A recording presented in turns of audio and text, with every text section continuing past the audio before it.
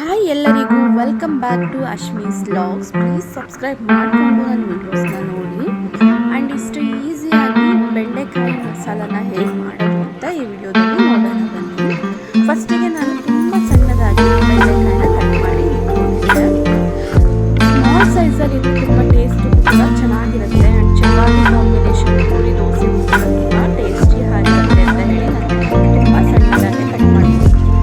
ಇದಕ್ಕೆ ನಾನು ಒಂದು ಸ್ಪೂನಷ್ಟು ಮಾತ್ರ ಎಣ್ಣೆನ ಹಾಕ್ಕೊಂಡು ಚೆನ್ನಾಗಿ ಹುರ್ಕೊತಾ ಇದ್ದೀನಿ.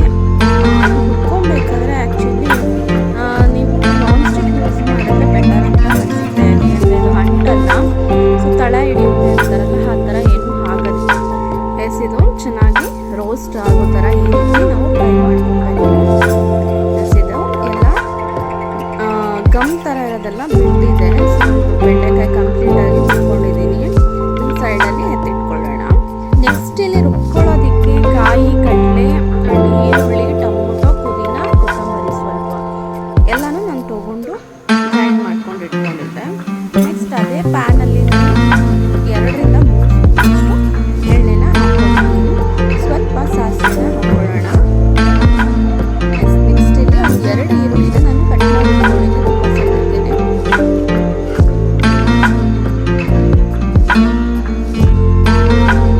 ತುಂಬ ಸಣ್ಣಕ್ಕೆ ಚೆನ್ನಾಗಿ ಫ್ರೈ ಮಾಡ್ಕೊಳ್ಳೋಣ. ಹಾಗೇನೆ ಸ್ವಲ್ಪ ಕರಿಬೇವು ಹಾಕ್ಕೊಂಡಿದ್ದೀನಿ. ಆ್ಯಂಡ್ ಒಂದೇ ಒಂದು ಚಿಲ್ಲಿನ ನಾನು ಆ್ಯಡ್ ಮಾಡ್ಕೊಂಡಿದ್ದೀನಿ. ಯಾಕೆಂದರೆ ನಾವು ಚಿಲ್ಲಿ ಪೌಡರ್ ಕೂಡ ಯೂಸ್ ಮಾಡ್ಕೊಳ್ತೀವಿ. ಸೊ ಖಾರ ಜಾಸ್ತಿ ಆಗುತ್ತೆ ಅಂತ ಸ್ಪೈಸಿಗೆ ನಾನು ಒಂದೇ ಒಂದು ಚಿಲ್ಲಿನ ಯೂಸ್ ಮಾಡ್ಕೊಂಡಿದ್ದೀನಿ. ನೀವು ಯೂಸ್ ಮಾಡ್ಬೋದು, ಇಲ್ಲ ಅಂದರೂ ಕೂಡ ಸ್ಕಿಪ್ ಮಾಡ್ಕೊಬೋದಾಗತ್ತೆ.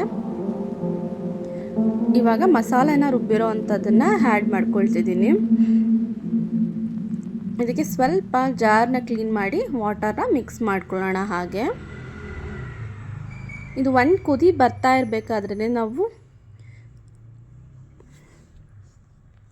ನೋಡಿ ಚೆನ್ನಾಗಿ ಫ್ರೈ ಆಯಿತು. ಒಂದು ಕುದಿ ಬಂದಾಗ ಸ್ವಲ್ಪ ಚಿಲ್ಲಿ ಪೌಡರ್ 2 ಸ್ಪೂನಷ್ಟು ನಾನಿಲ್ಲಿ ಚಿಲ್ಲಿ ಪೌಡರ್ನ ಆ್ಯಡ್ ಮಾಡ್ಕೊಂಡಿದ್ದೀನಿ. ಆ್ಯಂಡ್ ನೆಕ್ಸ್ಟ್ ಇಲ್ಲಿ ಧನಿಯಾ ಪೌಡರ್ 1 ಸ್ಪೂನಷ್ಟು ಹಾಕ್ಕೊಂಡಿದ್ದೀನಿ.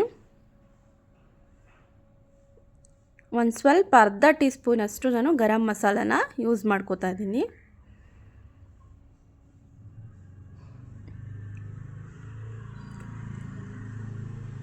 ನೆಕ್ಸ್ಟು ಚಿಕನ್ ಮಸಾಲ 1 ಸ್ಪೂನಷ್ಟು ಹಾಕ್ಕೊಳ್ತಾ ಇದ್ದೀನಿ. ಇಲ್ಲಿ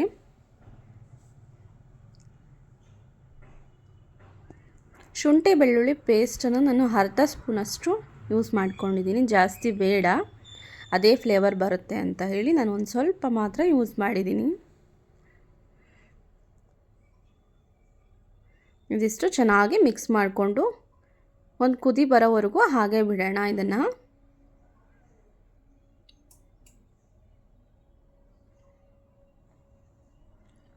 ಸ್ವಲ್ಪ ಸಾಲ್ಟ್ನ ಇವಾಗ ಆ್ಯಡ್ ಮಾಡ್ಕೊಳ್ಳೋಣ ಬನ್ನಿ.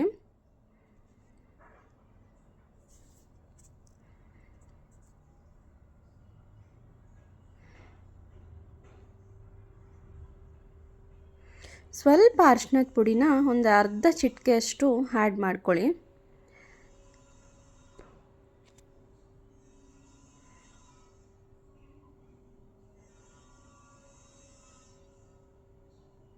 ಚೆನ್ನಾಗಿ ಫ್ರೈ ಆಗ್ತಿದೆ. ಒಂದು ಅರ್ಧ ಗ್ಲಾಸಷ್ಟು ಈಗ ನೀರನ್ನು ನಾವು ಆ್ಯಡ್ ಮಾಡ್ಕೊಂಬಿಡೋಣ.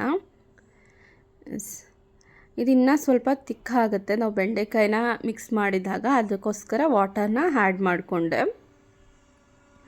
ಎಷ್ಟು ಕುದಿ ಬಂದಿದೆ, ಮಸಾಲ ಫ್ಲೇವರ್ ಎಲ್ಲ ಸ್ಮೆಲ್ ಹೋದ್ಮೇಲೆ ನಾವು ಇಲ್ಲಿ ಬೆಂಡೆಕಾಯಿನ ಮಿಕ್ಸ್ ಮಾಡ್ಕೊಳ್ಳೋಣ. ಮಿಕ್ಸ್ ಮಾಡ್ಕೊಂಡು ಒಂದು 10 ಮಿನಿಟ್ಸ್ವರೆಗೂ ನಾವು ಅದ್ರ ಜೊತೆ ಲಿಡ್ ಕ್ಲೋಸ್ ಮಾಡಿ ಒಂದು 10 ಮಿನಿಟ್ಸ್ ಬೇಯಿಸ್ಕೊಳ್ಳೋಣ. ಕಂಪ್ಲೀಟ್ ಆಗೋಗಿರುತ್ತೆ.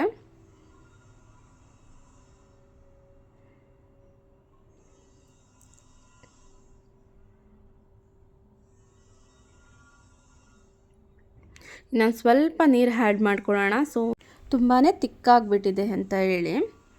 ಸೊ ಗ್ರೇವಿ ನಮಗೆ ಉಳಿಯೋದಿಲ್ಲ ಅಲ್ಲಿ. ಸೊ ಅದಕ್ಕೋಸ್ಕರ ಒಂದು ಅರ್ಧ ಗ್ಲಾಸಷ್ಟು ನಾನು ನೀರನ್ನು ಆ್ಯಡ್ ಮಾಡ್ಕೊಂಡಿದ್ದೀನಿ. ಈಗ ಸ್ವಲ್ಪ ತಿಕ್ನೆಸ್ ಆಗೋವರೆಗೂ ನಾವು ಹಾಗೇ ಬೇಯಿಸ್ಕೊಳ್ಳೋಣ. ನೋಡಿ ಇಲ್ಲಿ ಲಿಡ್ ಕ್ಲೋಸ್ ಮಾಡಿ ಹಾಗೆ ಬಿಟ್ಟಿದ್ದೆ. ನೋಡಿ ಕಂಪ್ಲೀಟ್ ಆಗಿದೆ ಈಗ. ಬಿಸಿ ಬಿಸಿ ರೈಸ್ಗೂ ಕೂಡ ತಿನ್ಬೋದು. ತುಂಬ ಟೇಸ್ಟಿಯಾಗಿತ್ತು ಮಾತ್ರ ಇದು. ಅದಕ್ಕೋಸ್ಕರ ನಾನು ಟ್ರೈ ಮಾಡಿದೆ. ಆ್ಯಂಡ್ ಚಪಾತಿಗಂತೂ ಒಳ್ಳೆ ಕಾಂಬಿನೇಷನ್, ರೊಟ್ಟಿಗೆ ಚಪಾತಿಗೆಲ್ಲ ತುಂಬ ಚೆನ್ನಾಗಿರುತ್ತೆ. ನೀವು ಕೂಡ ಟ್ರೈ ಮಾಡಿ ಆ್ಯಂಡ್ ಕಮೆಂಟ್ ಸೆಕ್ಷನಲ್ಲಿ ಹೇಗಿತ್ತು ಅಂತ ಹೇಳಿ ಕಮೆಂಟ್ಸ್ ಮಾಡಿ. And thank you so much for watching. ಇದೇ ರೀತಿ ವಿಡಿಯೋಸ್ಗೆಲ್ಲ ಲೈಕ್ ಮಾಡಿಕೊಂಡು ನೋಡ್ತಾ ಇರಿ. ಡೈಲಿ ಲಾಗ್ಸ್ನು ಕೂಡ ಮಾಡೋದಕ್ಕೆ ಸ್ಟಾರ್ಟ್ ಮಾಡ್ತೀನಿ ಆದಷ್ಟು ಬೇಗ. And thank you so much. Please subscribe to my channel.